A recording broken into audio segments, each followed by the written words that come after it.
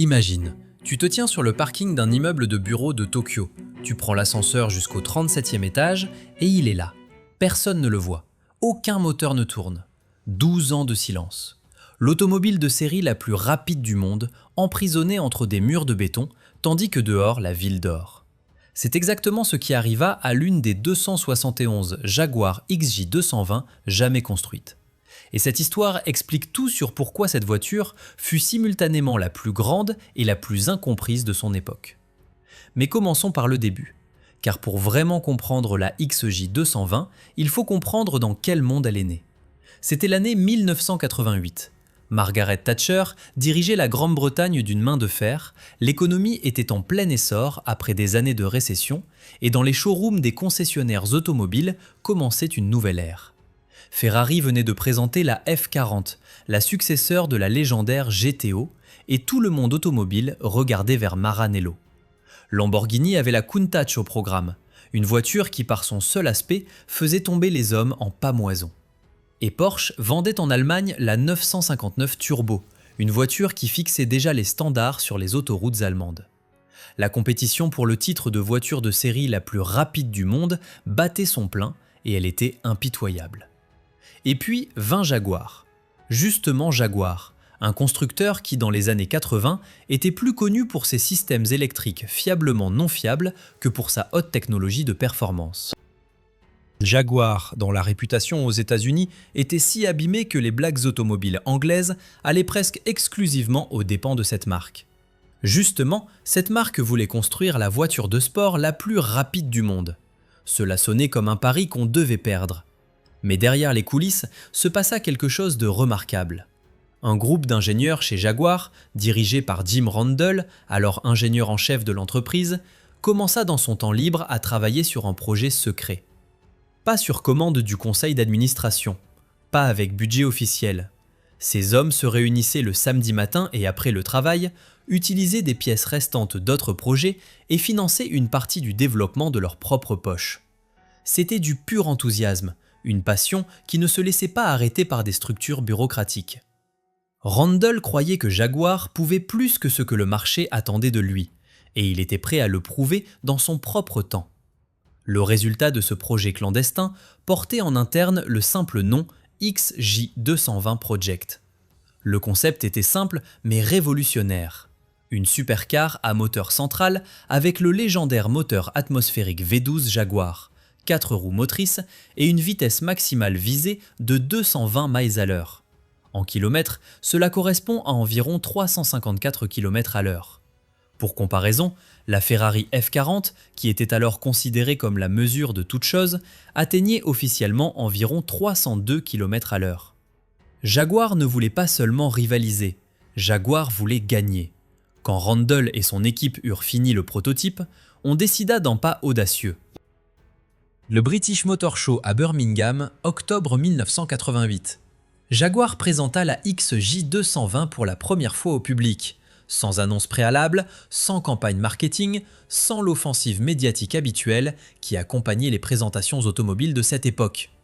La voiture était simplement là, et la réaction fut sans précédent. Les journalistes se pressaient autour du véhicule, les photographes se tenaient sur la pointe des pieds, les visiteurs du salon oubliaient tous les autres stands. La XJ220 n'était pas seulement une voiture, elle était une provocation. Une déclaration de guerre à Ferrari, à Lamborghini, à quiconque avait cru que l'âge d'or des voitures de sport britanniques était irrévocablement terminé.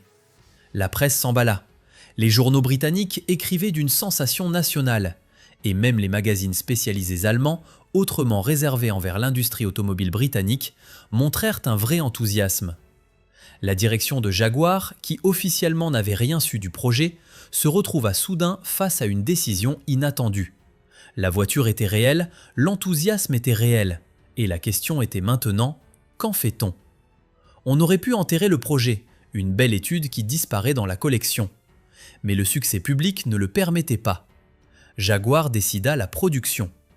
Simultanément, 1988 était une année décisive pour Jaguar pour une autre raison. L'entreprise ne tenait pas financièrement sur des bases sûres.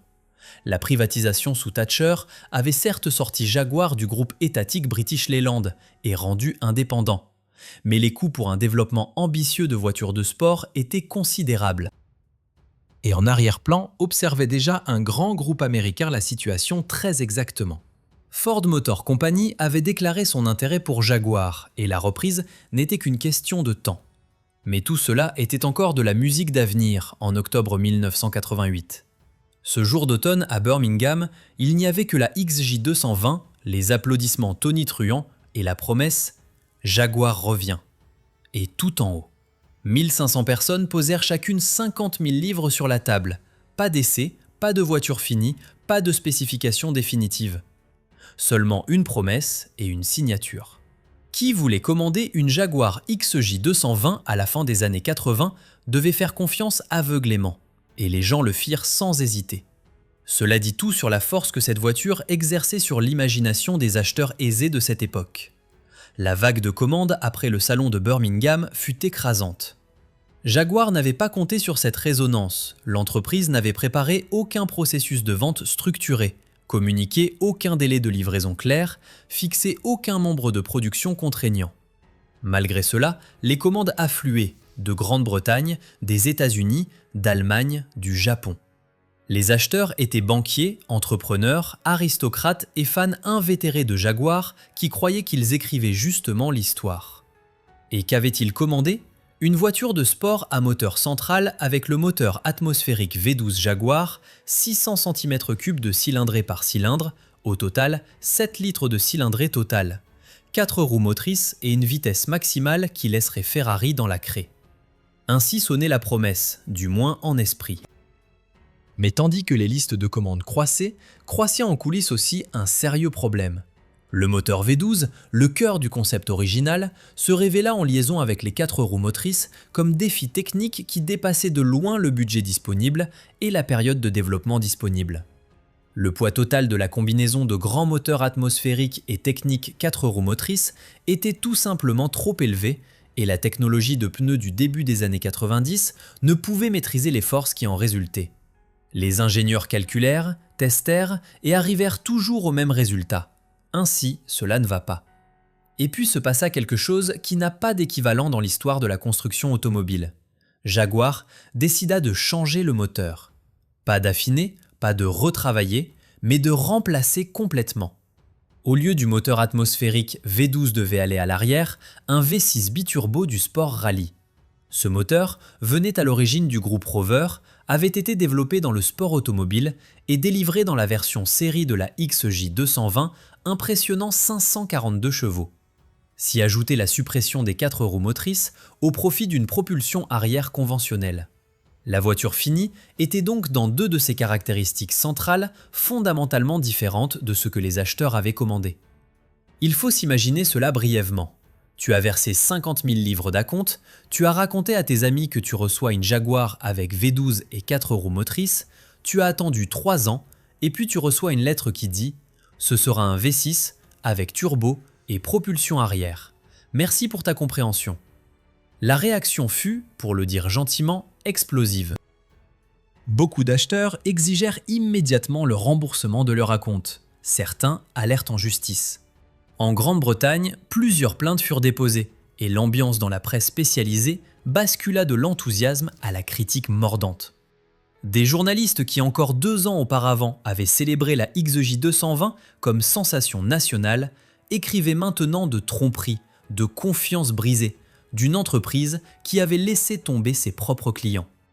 Jaguar se tenait dans un moment de plus grand triomphe technique, simultanément dans un désastre de relations publiques. Pourtant, le techniquement stupéfiant dans toute l'histoire était le suivant. La XJ220, finie avec V6 biturbo, était à bien des égards plus rapide que le V12 avec 4 roues motrices prévu à l'origine, n'aurait jamais pu l'être. Le moteur était plus léger, la voiture plus maniable, la transmission de force plus directe. Sur circuit se montra ce que les ingénieurs savaient déjà. Moins de poids et plus d'efficacité battent presque toujours le nombre brut de cylindres. Mais cela intéressait peu les acheteurs furieux. Ils avaient payé pour un symbole, et le symbole avait changé. S'ajouta un autre facteur qui aggrava dramatiquement la situation pour Jaguar. L'entreprise n'était plus indépendante. Fin 1989, Ford Motor Company avait repris Jaguar pour environ 2,7 milliards de livres, l'une des reprises automobiles les plus chères de cette époque.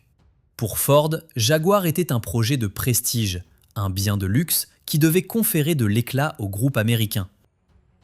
Mais Ford était aussi un groupe qui surveillait exactement les coûts, et le développement de la XJ220 sous la nouvelle structure de propriété se tenait sous d'autres auspices qu'au temps des réunions secrètes du samedi de Jim Randall.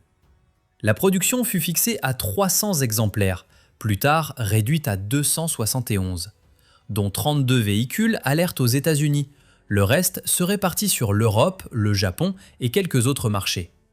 L'Allemagne reçut une poignée d'exemplaires, et là aussi se trouvèrent des acheteurs prêts à poser sur la table le prix catalogue de l'époque d'environ 450 000 marks allemands. Cela correspondait à cette époque à la contre-valeur de 3 maisons familiales bien équipées dans une ville moyenne allemande. Pas de blague. Et pourtant, malgré le scandale, malgré les plaintes, malgré le changement de moteur, il y eut des gens qui restèrent, qui n'annulèrent pas leur commande, qui attendirent et se firent livrer. Qu'est-ce qui poussait ces gens? Peut-être la croyance que Jaguar aurait raison à la fin, ou peut-être simplement le fait que la XJ220, une fois qu'elle se tenait devant la porte et que le soleil tombait sur ses longs flancs, dissolvait tout doute dans l'air. Certaines voitures se justifient elles-mêmes, 212,3 miles à l'heure. Ce n'est pas un chiffre d'un jeu vidéo, ce n'est pas une extrapolation de la soufflerie, c'est un fait mesuré, protocolé, confirmé par des observateurs indépendants. En mars 1993, une Jaguar XJ220 roula sur le site d'essai de Nardo, dans le sud de l'Italie, plus vite que toute autre automobile de série jamais construite. Et cela avec un V6. Le moteur pour lequel on avait encore un an auparavant déchiré Jaguar dans la presse. L'homme derrière le volant était Don Lowe, un pilote de course britannique et spécialiste Jaguar qui devait plus tard devenir le plus important mainteneur privé de véhicules XJ220 dans le monde.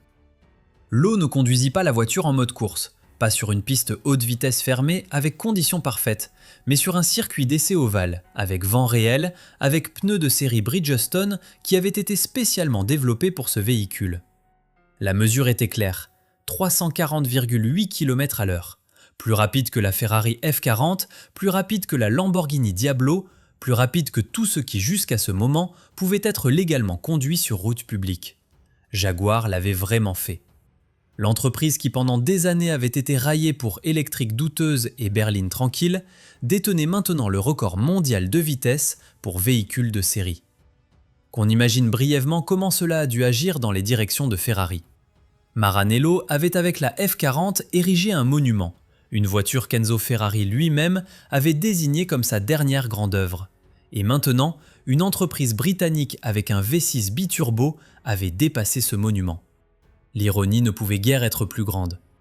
Mais Jaguar n'avait pas encore fini, car simultanément avec le record à Nardo, l'équipe usine préparait quelque chose qui devait élever la XJ220 dans une dimension complètement différente. Le Mans. La course de 24 heures du Mans, la plus ancienne et la plus dure course d'endurance du monde, n'était pas un terrain étranger pour Jaguar. La marque avait déjà dominé Le Mans dans les années 50, avec victoire en 1951, 53, 55, 57 et 58, et le nom Jaguar était inscrit au Mans avec sang, huile et fierté britannique. Mais c'était 30 ans plus tôt. Maintenant, la XJ220 devait rafraîchir le souvenir. En 1993, l'équipe privée de David Coulthard, promoteur David Price Racing, inscrivit 3 XJ220 modifiés pour Le Mans. Les versions course, désignées en interne comme XJ220C, portaient des raffinements aérodynamiques, des composants de châssis renforcés et une chaîne cinématique optimisée pour fonctionnement course, mais gardaient le caractère de base du véhicule routier. Ce n'était pas un pur véhicule prototype qui ressemblait par hasard à un modèle de série, mais une vraie automobile de série envoyée sur circuit. Le résultat fut une victoire de classe. La XJ220C de David Coulthard, David Brabham et John Nielsen gagna la classe GT au Mans en 1993 et se plaça dans le classement général à une place respectable au milieu avant. Pour une voiture qui avait été conçue à l'origine pour la route, un résultat remarquable. N'eût été une nouvelle amère qui assembrait le triomphe. Le véhicule vainqueur fut a posteriori disqualifié parce qu'un contrôle technique révéla que le catalyseur avait été retiré, ce qui violait les règlements du groupe GT. Une erreur formelle qui endommagea la valeur sportive du résultat dans la perception publique, même si la performance de conduite elle-même était hors de question. Mais le Nürburgring ne laissa aucun doute. Sur la Nordschleife, cette force naturelle de 21 km dans l'Eifel, une Jaguar XJ 220 établit en 1993 un record au tour pour véhicule de série qui devait se révéler extraordinairement durable. Environ 7 minutes 57 secondes, conduit par le pilote de course Martin Brundle, un conducteur qui avait passé sa carrière en Formule 1 et savait exactement comment amener un véhicule à sa limite absolue. Ce record resta presque une décennie intact, un fait à peine croyable vu le développement rapide des supercars dans les années 90. Que signifiait tout cela dans la réalité pratique de la culture automobile allemande de ces années? En Allemagne, les voitures de sport se mesuraient au Nürburgring, pas dans des brochures glacées. La Nordschleife était et reste la mesure ultime, le circuit où les légendes se prouvent ou s'humilient. Un record là signifiait plus que toute campagne publicitaire, plus que toute distinction de salon. Et une voiture britannique qui sur asphalte allemand mettait toutes les concurrentes à leur place, cela avait dans la presse spécialisée allemande un poids qu'il ne fallait pas sous-estimer. Et cette voiture roulait sur pneus de route, avec siège en cuir, avec climatisation fonctionnelle. Le véhicule que Brundle lança autour de la Nordschleife n'était pas un prototype de course évidé, mais essentiellement la même voiture qu'un acheteur aisé pouvait garer dans son garage. C'était précisément l'incroyable. La XJ 220 n'était pas une voiture de course avec support de plaque d'immatriculation, mais une vraie voiture de sport qui par hasard battait aussi sur circuit tout ce que son temps avait à offrir. Et tandis que Jaguar triomphait sur circuit, tandis que des records tombaient et que des concurrentes s'étonnaient, commença dans les showrooms un développement que personne n'avait prévu. Les gens n'achetaient pas la XJ 220, du moins pas dans les nombres qu'on avait espérés. Le marché se retourna, l'euphorie de la fin des années 80 s'était évaporée, et une supercar pour 450 000 marks allemands, trouvée dans une époque où l'Europe glissait dans une récession, soudain nettement moins de preneurs que prévu. La voiture la plus rapide du monde se tenait dans les showrooms et attendait. Il y a des voitures qui disparaissent, pas par accident, pas par délabrement, mais par une étrange décision collective de leurs propriétaires de simplement les enfermer et de ne plus jamais y toucher. La Jaguar XJ 220 vécut exactement ce destin, et la raison en était aussi banale que désenchantante. Un pneu. Bridgestone avait développé pour la XJ 220 un pneu complètement propre qui était produit exclusivement pour ce véhicule. La dimension était unique, aucune autre voiture du monde n'utilisait cette spécification. Et cela signifiait qu'en dehors du programme Bridgestone, il n'y avait tout simplement aucune alternative. Tant que Bridgestone produisait, tout allait bien. Mais milieu des années 90, le fabricant japonais de pneus arrêta la production de cette spécification. Le stock était fini, le dernier lot fut à un moment épuisé, et alors on se trouvait face à un problème qui ne pouvait se résoudre avec l'argent seul. La voiture de série la plus rapide du monde ne pouvait littéralement plus être conduite parce qu'il n'y avait plus de pneus appropriés. Que fait un humain rationnel dans cette situation? Il gare la voiture, il ferme le garage, il attend que le problème se résolve d'une manière ou d'une autre. Et c'est exactement ce que firent des propriétaires dans le monde entier, en Grande-Bretagne, au Japon, aux États-Unis, en Allemagne. La XJ 220 disparut de l'image de rue si complètement que comme si personne ne l'avait jamais construite. 271 exemplaires, répartis sur tout le globe, et soudain, on n'en voyait plus aucun. La conséquence pour la valeur de marché fut catastrophique. Une voiture qu'on ne peut conduire n'est plus un véhicule, c'est une sculpture. Et les sculptures sans marché d'art clair perdent vite leur valeur. Dans la deuxième moitié des années 90, les prix pour la XJ 220 commencèrent à chuter, d'abord lentement, puis avec vitesse croissante. Vers le tournant du millénaire, des véhicules pour lesquels on avait payé à l'origine l'équivalent de presque 300 000 € étaient disponibles pour 80 000 $, parfois moins. Une XJ220 coûtait parfois moins qu'une Porsche 911 bien équipée de la même époque. Il faut imaginer ce que cela signifiait pour ces acheteurs, qui malgré le scandale moteur, étaient restés fidèles, qui avaient attendu, payé et reçu livraison. Ces gens virent leur investissement fondre en quelques années à 1/5 de la valeur originale. Et l'ironie était mordante. Ceux qui avaient furieusement réclamé leur dépôt et investi l'argent dans autre chose semblaient rétrospectivement avoir été les plus intelligents. Du moins pour un moment. Simultanément, naquit un autre problème étroitement lié à la question des pneus, savoir-faire. Qui pouvait encore entretenir une XJ220 ? Jaguar elle-même avait retiré le modèle du programme de service officiel. Les réseaux de concessionnaires n'avaient plus de pièces de rechange en stock, et les spécialistes qui connaissaient vraiment ce véhicule se comptaient sur les doigts d'une main. Don Lowe, le pilote record de Nardo, construisit en Grande-Bretagne un petit atelier spécialisé pour véhicules XJ220 et devint ainsi une sorte de dernier gardien de ces machines. Sans des gens comme lui, beaucoup de ces véhicules seraient devenus tout simplement irréparables. Au Japon se développa pendant ce temps une variante particulière de ce phénomène de disparition. Le marché japonais avait vécu à la fin des années 80 et au début des années 90 une période de prospérité extrême qui est entrée dans les livres d'histoire comme économie de bulle. Dans cette période, des entreprises japonaises et des particuliers fortunés achetèrent des biens de luxe européens dans une mesure qui semble surréaliste aujourd'hui. Ferrari, Lamborghini, Bentley et donc aussi Jaguar XJ220 migrèrent en grand nombre vers le Japon. Quand la bulle éclata et que l'économie japonaise glissa dans une crise profonde, ces véhicules disparurent dans des entrepôts, parkings et occasionnellement, comme dans le cas déjà mentionné, dans les étages supérieurs d'immeubles de bureaux. Le véhicule qui arriva plus tard aux États-Unis et fut découvert au 37e étage d'un immeuble de bureaux de Tokyo n'avait pas eu de moteur tournant pendant 12 ans.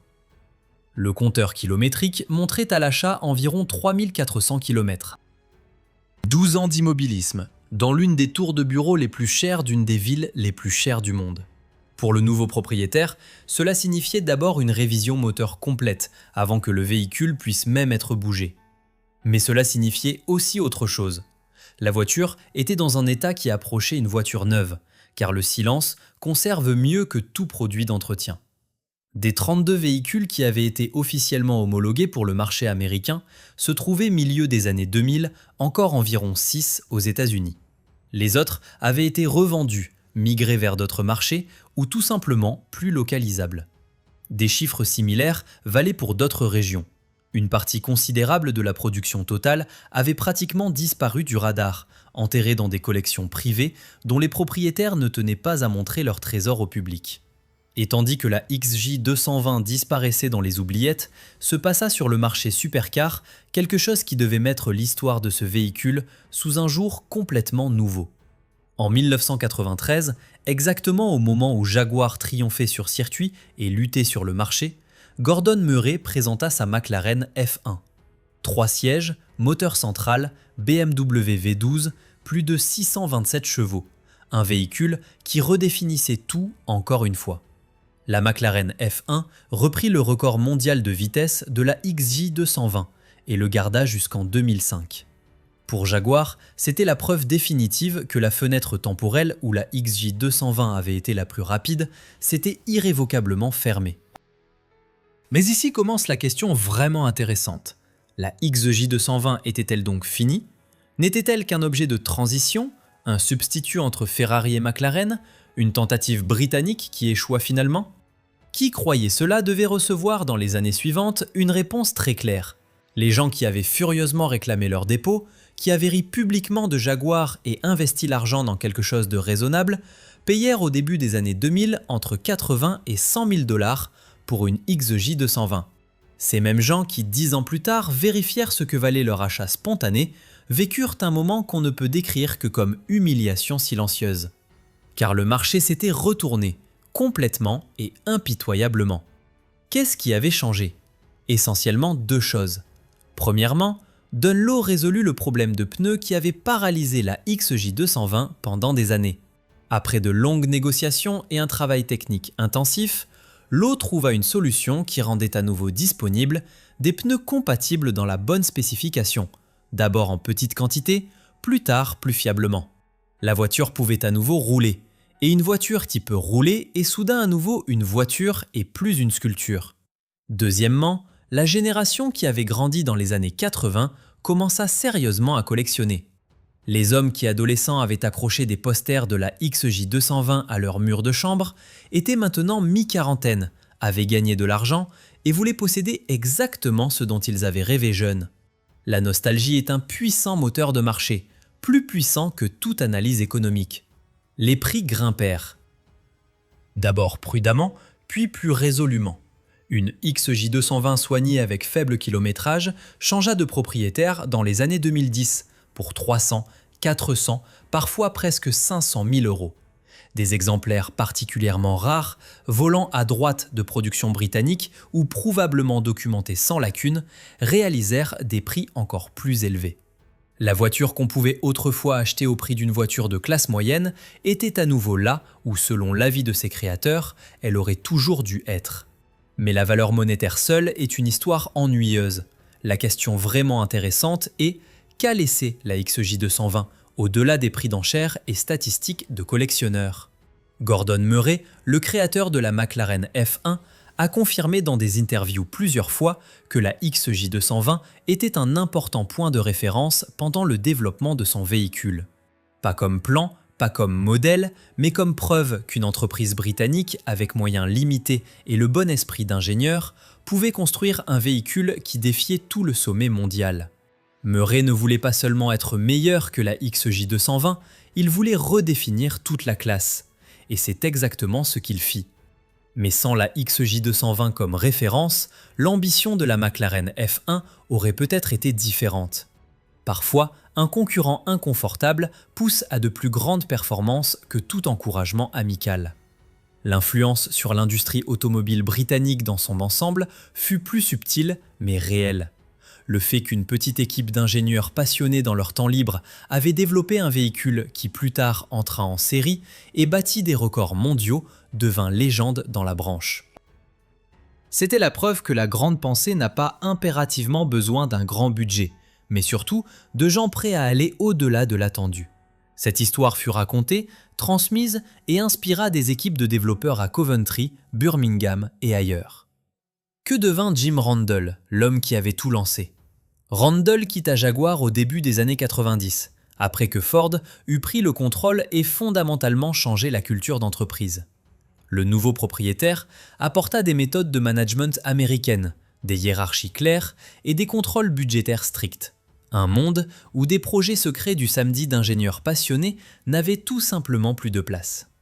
Randall, un homme de la vieille école, un ingénieur qui construisait des voitures par conviction et pas par calcul, ne correspondait pas à cette nouvelle structure. Il partit, et avec lui partit un morceau de cette énergie créative imprévisible qui avait rendu possible la XJ220. Jaguar elle-même traversa dans les années suivantes une transformation qu'on peut décrire selon perspective comme sauvetage ou comme perte d'identité. Ford investit massivement dans de nouveaux modèles, modernisa la production et tenta de faire de Jaguar une concurrente sérieuse pour BMW et Mercedes-Benz. Avec succès modéré. La marque resta dans un entre-deux étrange, trop cher pour le marché de masse, trop peu désirable pour le vrai marché du luxe. En 2008, Ford vendit Jaguar avec Land Rover au groupe indien Tata, au prix de 2,3 milliards de dollars. Un bien culturel britannique dans des mains indiennes, financé par le succès de véhicules utilitaires Tata sur le sous-continent. Le monde est parfois vraiment plus étrange que toute fiction. Et puis se passa quelque chose que personne n'avait attendu. Sous Tata Jaguar vécut une vraie renaissance. Nouveaux modèles, design frais, ambition technologique qui se rattachait aux vieilles vertus. La F-Type, présentée en 2012, fut le premier véhicule de sport Jaguar depuis la XJ220 qui bougeait vraiment les cœurs. Pas un hasard que les designers de la F-Type revinrent consciemment à des proportions et lignes de caractère qui rappelaient la XJ220. La vieille voiture avait, sans le savoir, laissé un langage formel qui était encore vivant 30 ans plus tard. Que reste-t-il donc de la Jaguar XJ220 quand on retire toutes les couches, le scandale, Les records, la chute des prix, la renaissance. Reste l'histoire d'un groupe de gens qui se réunissaient le samedi matin dans un hall d'atelier parce qu'ils croyaient en quelque chose qui était plus grand que leur description de poste. Reste la preuve que la passion est parfois plus rapide que le capital. Et reste une voiture qui, à chaque phase de son existence, polarisa, enthousiasma, déçut et à la fin survécut quand même.